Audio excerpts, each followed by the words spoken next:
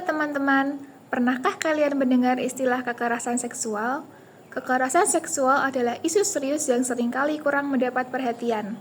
Secara sederhana, kekerasan seksual adalah segala bentuk tindakan yang melanggar kehormatan atau kenyamanan seseorang terkait tubuh atau seksualitas mereka tanpa persetujuan. Contohnya itu meliputi sentuhan tanpa izin, komentar bernada seksual yang tidak pantas, atau pemaksaan tindakan seksual. Nah, maka dari itu, persetujuan adalah hal yang sangat penting dalam setiap interaksi dan tanpa persetujuan, tindakan tersebut merupakan pelanggaran.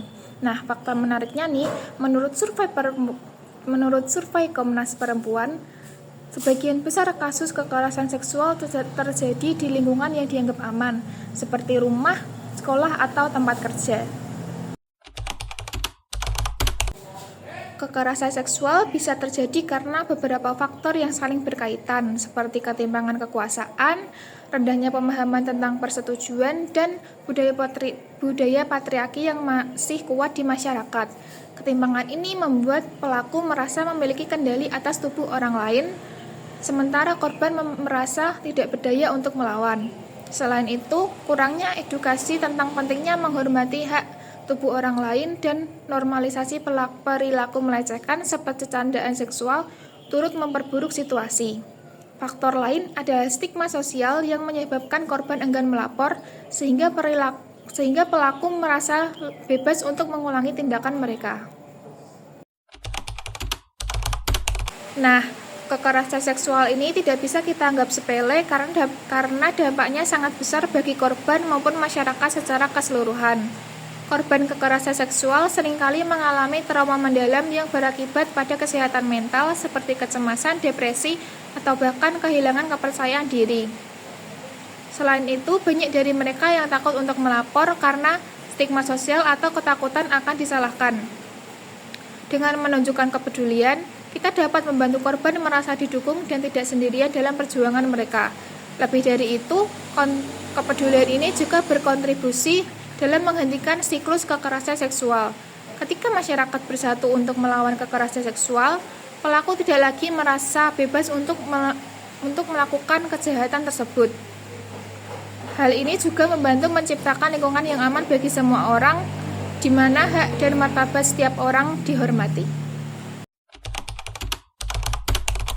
Kekerasan seksual di Indonesia adalah masalah serius yang seringkali tersembunyi karena stigma atau kurangnya pelaporan. Berdasarkan data Komnas Perempuan, sekitar 70% pelaku kekerasan seksual adalah orang yang dikenal korban, seperti pasangan, orang tua, teman dekat, atau rekan kerja. Hal ini menunjukkan bahwa kekerasan seksual tidak hanya terjadi di tempat umum, tetapi juga di ruang-ruang pribadi seperti rumah, kantor, atau sekolah. Selain itu, korban kekerasan seksual tidak hanya perempuan, tetapi laki-laki juga dapat menjadi korban.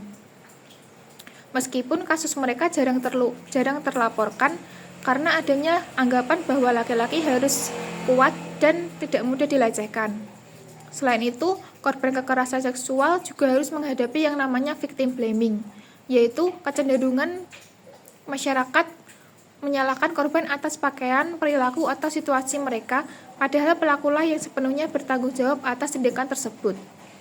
Salah satu bentuk kekerasan seksual yang terjadi di ruang publik adalah pelecehan verbal seperti catcalling dan fisik seperti sentuhan yang tidak diinginkan, khususnya di tempat-tempat seperti angkutan umum. Namun, di tengah tantangan ini, ada langkah maju dengan hadirnya UU TPKS atau Tindak Pidana Kekerasan Seksual yang pada tahun 2022 yang bertujuan memberikan perlindungan hukum yang lebih baik bagi korban, memastikan mereka mendapatkan dukungan psikologis dan medis, serta memberikan hukuman berat bagi pelaku. Meskipun implementasi undang-undang ini masih menghadapi berbagai kendala, terutama di daerah-daerah yang kurang memiliki pengetahuan yang baik dan akses terhadap perlindungan hukum. Ini menunjukkan bahwa selain penegakan hukum, edukasi masyarakat dan perubahan budaya adalah kunci untuk mengurangi kekerasan seksual. Berbicara lebih lanjut mengenai victim blaming adalah sikap atau tindakan menyalahkan korban atas kekerasan seksual yang mereka alami, alih-alih memfokuskan kesalahan pada pelaku.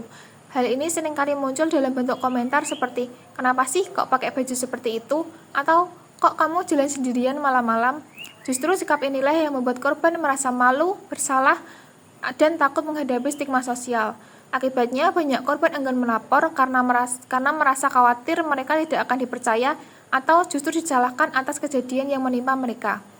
Victim blaming tidak hanya menambah trauma bagi korban, tetapi juga memperkuat budaya diam yang memungkinkan pelaku terus bertindak tanpa konsekuensi. Mengatasi kekerasan seksual memerlukan pendekatan menyeluruh yang melibatkan semua pihak, mulai dari individu hingga pemerintah. Edukasi adalah langkah pertama yang sangat penting, terutama tentang konsep persetujuan dan penghormatan terhadap hak tubuh setiap orang. Masyarakat perlu diberi pemahaman bahwa kekerasan seksual tidak dapat ditoleransi dalam bentuk apapun. Selain itu, korban harus didukung dengan akses ke layanan konseling, perlindungan hukum, dan tempat aman untuk pemulihan. Penegakan hukum juga harus diperkuat, termasuk dengan memberikan hukuman tegas kepada pelaku untuk mencegah kejadian serupa di masa depan. Di sisi lain, budaya victim blaming juga harus dihilangkan dengan cara membangun empati dan solidaritas terhadap korban. Media sosial dan kampanye publik juga dapat meningkatkan kesadaran dan mengubah pola pikir masyarakat untuk lebih peka terhadap isu kekerasan seksual. Setelah mendengarkan penjelasan tadi, jadi dapat disimpulkan bahwa kekerasan seksual adalah masalah besar yang hanya bisa kita hadapi bersama. Mari kita bangun keberanian untuk bicara, mendukung korban, dan menciptakan lingkungan yang aman bagi semua orang. Ingat, kita semua punya hak untuk hidup dengan aman dan bahagia. Jadi, mari kita jaga hak itu untuk diri kita sendiri dan untuk orang lain. Terima kasih. Dadah.